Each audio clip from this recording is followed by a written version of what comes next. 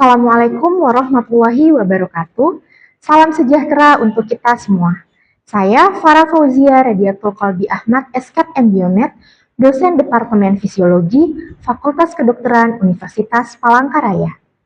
Pada kesempatan ini, saya akan menyampaikan materi yaitu fisiologi sistem respirasi yang merupakan bagian dari modul fungsi normal kardiorespirasi yang akan diajarkan untuk mahasiswa semester 2 program studi kedokteran program sarjana. Pembelajaran pada modul ini dilaksanakan melalui beberapa pendekatan, yaitu ceramah interaktif untuk membangun fondasi konsep dasar, problem-based learning, di mana mahasiswa berdiskusi dalam kelompok memecahkan skenario klinis yang relevan dengan topik, dengan dosen bertindak sebagai fasilitator. Kemudian praktikum laboratorium guna memperkuat pemahaman konsep melalui pengalaman langsung. Dengan kombinasi metode tersebut, diharapkan mahasiswa mampu mengintegrasikan pengetahuan teoritis dengan keterampilan analitis dan aplikatif terkait sistem respirasi. Evaluasi dilakukan secara menyeluruh, mencakup etika, kehadiran, keaktifan dalam perkuliahan, partisipasi diskusi, tugas mandiri, logbook diskusi kelompok, laporan praktikum, serta penilaian ujian sumatif. Penilaian dirancang untuk mencerminkan sikap, pengetahuan, dan keterampilan mahasiswa secara utuh. Topik yang saya bahas dalam video ini adalah fisiologi respirasi, yaitu dalam hal ini, mekanisme ventilasi paru dengan fokus pada tekanan intrapleura dan intraalveolar, hukum Boyle, serta peran otot pernapasan. Materi ini dilengkapi dengan penguatan melalui contoh klinis sederhana seperti pneumotoraks dan pleuritis. Metode pembelajaran yang saya gunakan pada pertemuan ini adalah ceramah interaktif yang diperkuat dengan diskusi mini serta penggunaan multimedia. Di akhir sesi, mahasiswa diberikan tugas mandiri untuk menilai pemahaman mahasiswa terkait topik yang diajarkan. Indikator penilaian yang digunakan meliputi kemampuan mahasiswa menjelaskan proses fisiologi secara logis dan kemampuan mengaitkan konsep dasar dengan kasus nyata. Assalamualaikum warahmatullahi wabarakatuh. Selamat siang adik-adik sekalian. Bagaimana kabarnya semua? Baik. Oke, alhamdulillah baik. Pertemuan kemarin kita sudah membahas tentang topik anatomi ya, anatomi respirasi. Jadi adik-adik sudah, ada yang masih ingat anatomi salah satu organ anatomi respirasi? Ayo, apa coba? Paru, Ibu. Oh ya, betul, paru-paru. Oke, saya senang sekali adik-adik masih mengingat ya topik sebelumnya. Jadi pemahaman tentang anatomi dari topik sebelumnya itu bisa mengantarkan adik-adik lebih mudah dalam memahami topik kali ini, fisiologi respirasi. Nah, kita akan bahas pada pertemuan kali ini yaitu hukum Boyle dalam ventilasi paru yang pertama, kemudian tekanan intrapleura dan tekanan alveolar, kemudian bagaimana mekanisme inspirasi dan ekspirasi, kemudian peran otot pernafasan, dan nanti ada studi kasus. Jadi kalian nggak hanya belajar tentang teorinya semata, jadi kalian bisa berpikir, oh nanti kira-kira kalau ada penyakit serupa pada organ ini gimana? Nah, itu nanti kita akan bahas. Nah, apa yang diharapkan dari topik kita pada pertemuan kali ini, yaitu diharapkan adik-adik sekalian bisa memahami dan menjelaskan bagaimana mekanisme kerja sistem pernafasan berdasarkan prinsip-prinsip fisiologis. Kemudian, kalian juga diharapkan bisa memahami atau bisa menguraikan peran dari tekanan-tekanan proses ventilasi paru. Kemudian bisa mengidentifikasi otot-otot pernafasan, karena ini penting, nanti akan ada berkaitan dengan penyakit-penyakit pernafasan. Kemudian menganalisis gejala klinis terkait gangguan tekanan intratorakal. Nah, metode yang kita gunakan nanti ada ceramah interaktif seperti proses seperti biasa ya. Kemudian nanti akan ada mini diskusi mini, di mana nanti adik-adik saya akan memberikan case. Terus nanti minta tolong kalian membentuk kelompok, kemudian nanti dipecahkan case-nya seperti itu ya. Kemudian nanti ada video mungkin yang bisa mengantarkan kalian bisa memahami topik ini lebih baik. Oke, kita masuk topik pertama. Anatomi respirasi ini sebagai pengantar.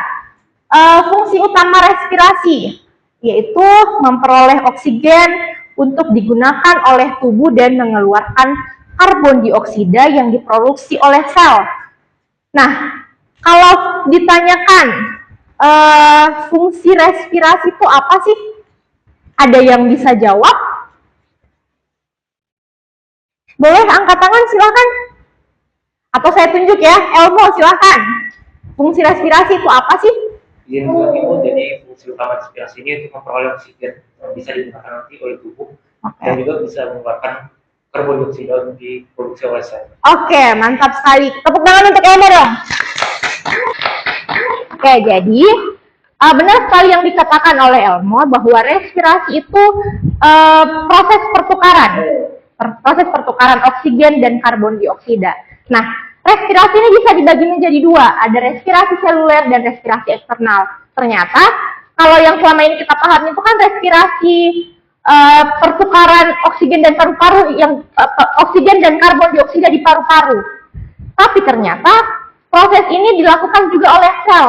Nah, ini disebut dengan respirasi seluler, di mana oksigen itu ditangkap oleh sel sebagai bahan bakarnya untuk bisa bekerja. Kemudian setelah sel itu bekerja nanti akan menghasilkan zat sisa. Zat sisanya apa? Karbon dioksida, itulah yang dikeluarkan seperti itu. Nah, selain dari fungsi respiratori, ternyata respirasi ini punya peran-peran non-respiratori.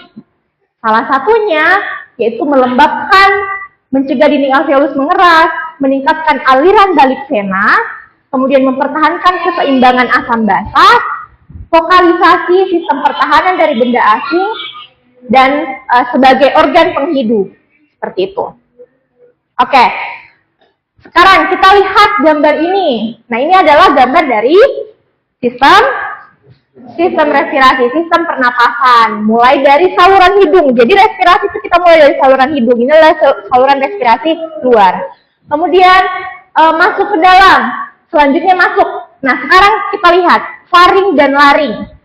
Yang mana? Ini kalian harus bisa membedakan nih, sebagai calon dokter harus bisa membedakan yang mana faring untuk respirasi, yang mana untuk digesti.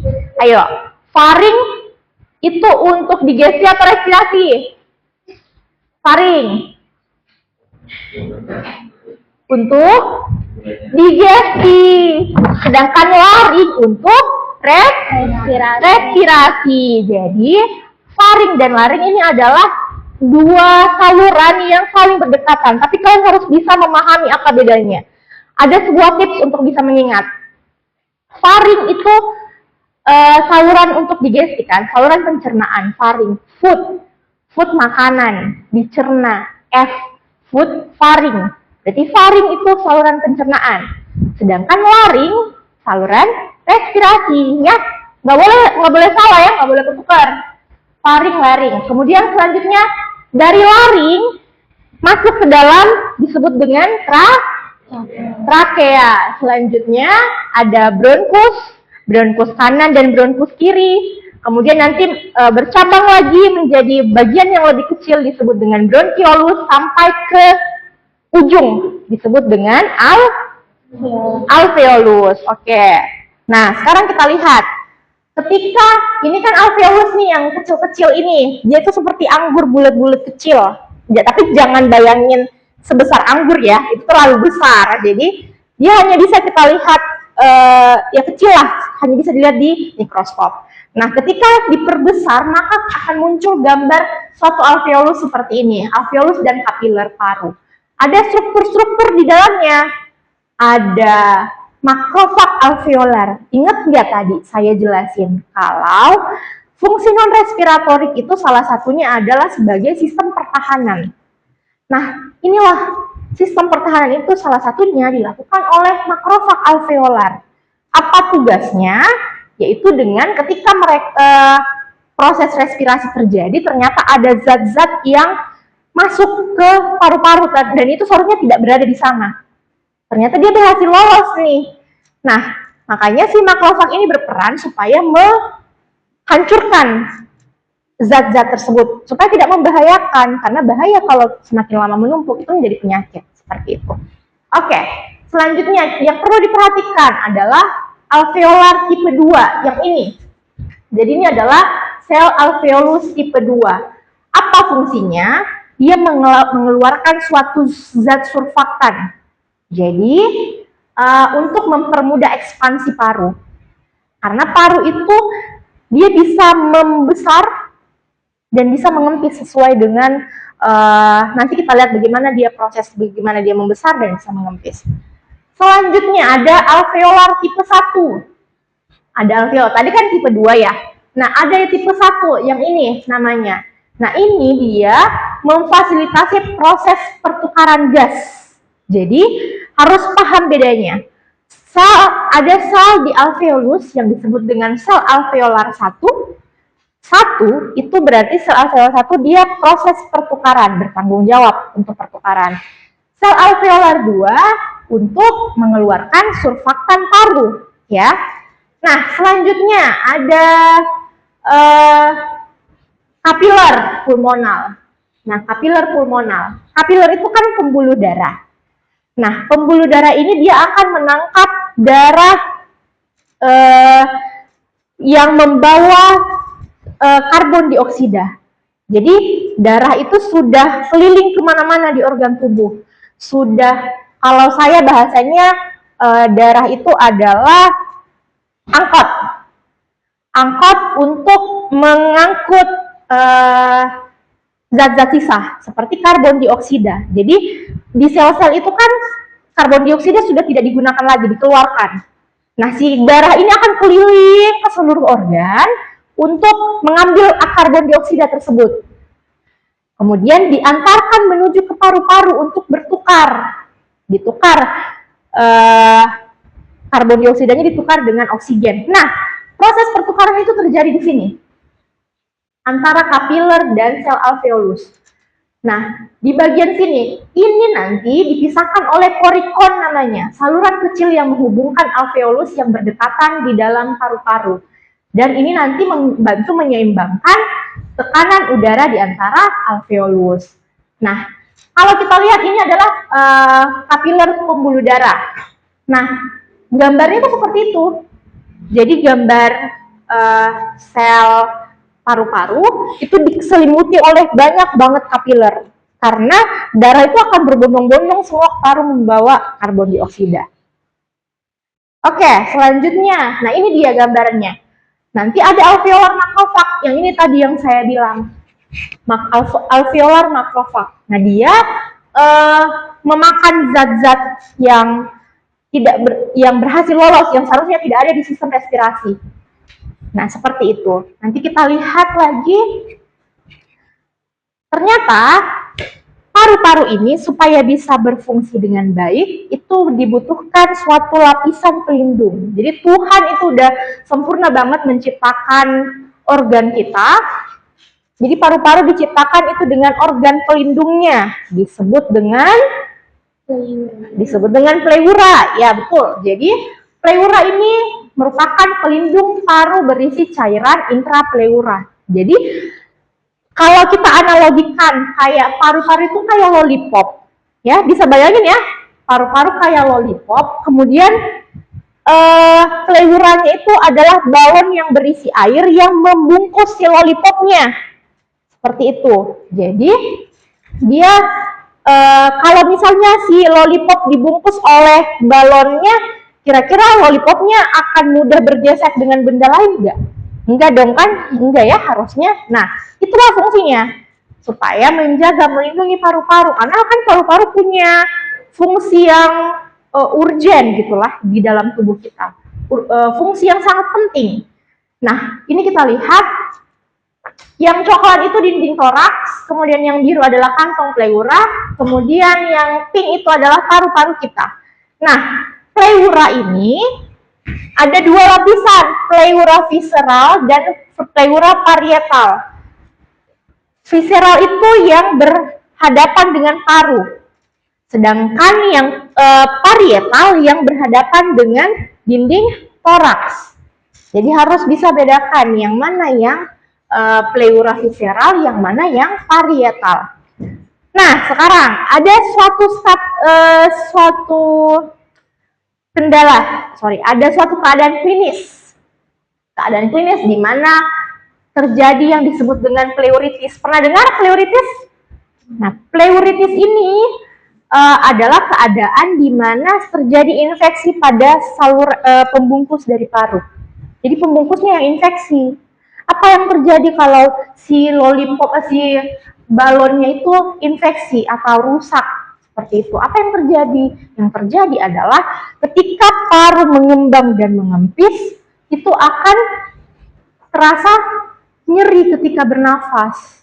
Karena sudah tidak akan terjadi gesekan-gesekan. Itulah yang disebut dengan friction rub. Nah, ini nanti ketika kalian menjadi dokter dan mendapatkan pasien dengan pleuritis, itu kalian bisa mendapatkan friction rub ini. Oke, ini gambaran yang saya mau perlihatkan adalah pleuranya. Jadi ini pleura, lapisan pleura, dan ternyata selain di paru-paru, masih ingat kemarin pembungkus jantung. Kalau pembungkus paru namanya pleura, kalau pembungkus jantung namanya perikardium.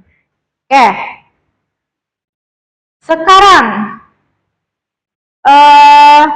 konsep airflow. Untuk bisa memahami bagaimana sih paru-paru itu bekerja, bagaimana sih proses pernafasan itu terjadi, kalian harus tahu dulu tekanan-tekanan. Jadi konsep airflow, konsepnya adalah udara itu akan selalu cenderung mengalir dari tekanan yang tinggi ke tekanan yang rendah, ya, untuk menuruni gradien tekanan. Nah, kita lihat, perlu adik-adik perhatikan terminologi atmosfer. Terminologi yang pertama, tekanan atmosfer, yaitu 760. Tekanan atmosfer ini adalah udara yang di luar tubuh kita, yang sekarang di lingkungan. Normalnya sekitar 760. Itu tekanan atmosfer.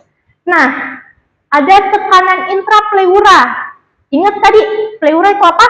Pembungkus paru. Berarti tekanan intrapleura adalah tekanan di dalam pembungkus paru tersebut. Ternyata dia ada tekanannya juga, yaitu 756 mm air raksa. Artinya negatif 4 dari tekanan atmosfer. Tekanan intraalveolus juga adalah tekanan udara di dalam alveolus. Jadi harus memahami 3 tekanan ini. Tekanan atmosfer, tekanan intraalveolus, dan tekanan intrapleura. Oke, sekarang mengapa tekanan intrapleura itu lebih rendah dari tekanan atmosfer? Kan tadi minus berapa? Negatif berapa? Negatif 4. Nah, kenapa sih muncul pertanyaan, kok bisa lebih rendah, apa yang terjadi? Karena yang pertama, paru-paru itu memiliki sifat elastis.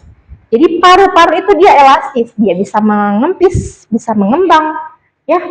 Nah, sementara dan paru-paru itu dia sifatnya selalu mengempis, sifatnya selalu mau mengempis. Sedangkan dinding dada itu selalu cenderung bergerak ke arah luar. Sementara paru-paru itu selalu mau mengempis. Artinya ada gaya tarik-menarik, tarikan yang berlawanan antara paru-paru dan dengan dinding dada. Nah, terus rongga pleura, itu yang pertama tadi. Faktor selanjutnya, kenapa dia lebih negatif? Karena rongga pleura adalah ruang tertutup. Jadi rongga pleura itu nggak ada ujungnya. Itu adalah ruangan tertutup yang tidak dapat bertambah besar secara signifikan. Nah, tetapi pleura itu kan punya cairan di dalamnya. Cairan intrapleura ini menciptakan daya kohesif, artinya ada daya yang tarik-menarik. Ingat tadi paru-paru selalu mau mengempis, dinding dada selalu mau mengembang, keluar ke arah luar, ya kan? Nah, di tengah-tengahnya kan ada pleura.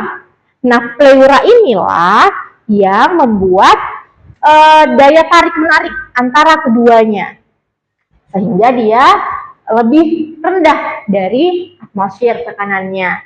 Nah, daya tarik-menarik ini yang bikin melekat si paru-paru. Dia tidak kolaps, paru-parunya nggak kolaps, jadi dia tetap bertahan ketika kita bernafas. Ketika kita inspirasi atau menarik nafas, apa yang terjadi dengan dinding darah, membesar atau mengempis? Tarik nafas nih, coba tarik nafas semua. Nah, apa yang terjadi? Membesar kan? Nah, paru-paru tuh nggak kolaps, dia akan ikut membesar karena ada daya kohesif tadi. Nah, sekarang ada case. Ada yang disebut dengan pneumotoraks. Dalam hal ini, pneumotoraks itu ada kelebihan udara di dalam, masuk ke dalam rongga pleura. Jadi rongga pleuranya itu robek entah karena benturan atau karena apapun, penyebab rongga pleuranya robek menyebabkan udara akhirnya menjadi masuk ke dalam. Nah, apa yang terjadi? Tekanan di rongga pleura akan meningkat. Kalau tekanan di rongga pleura meningkat, akhirnya paru-paru menjadi kolaps, mengempis. Nah, ada gejala-gejalanya. Nyeri dada, sesak napas, detak jantung meningkat, kebiruan atau sianosis, kemudian juga penurunan atau hilangnya suara napas. Seperti itu. Oke. Berdasarkan yang tadi sudah kita bahas dan sudah kita pahami, silahkan adik-adik untuk berdiskusi, membentuk kelompok, nanti sekitar 10 atau 20 menit untuk berdiskusi. Nanti setelah itu kalian akan menjawab dari hasil diskusi kalian, menjawab pertanyaan ini. Ada seorang pasien tiba-tiba nyeri dada dan sesak nafas. Kemudian ditemukan bunyi napas di satu sisi. Di satu sisinya itu menghilang. Jadi hanya ada bunyi nafas pada satu sisi saja. Nah, apa yang terjadi dengan kasus ini? Jadi silakan kalian berdiskusi.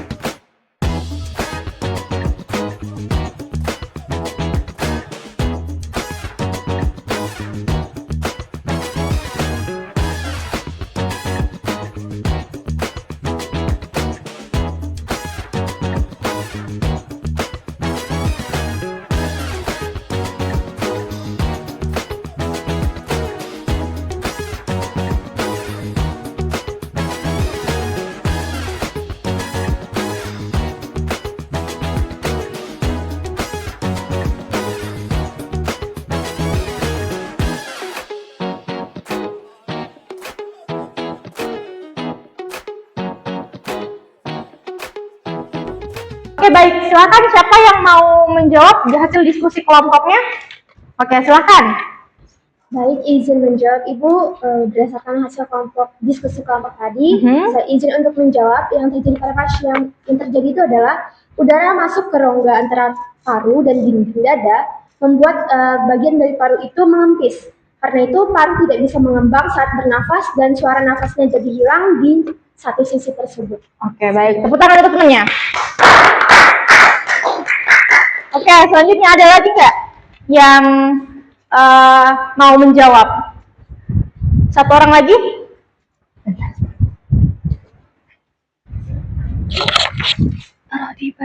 Oke, silakan dijawab, Steve. Ya, jadi melanjut lagi dari jawaban Jessica tadi itu. Jadi saat udaranya masuk ke rongga pleura, itu di rongga di antara paru dan nafas itu masuk ke udara, paru yang tersebut karena dia sifatnya elastis, dia cenderung untuk mengempis. Ya, jadi saat masuk udaranya ke dalam rongga pleura itu, tekanannya akan melebihi si paru itu. Jadi paru itu tidak bisa mengembang. Jadi akibat tekanan perubahan tekanannya.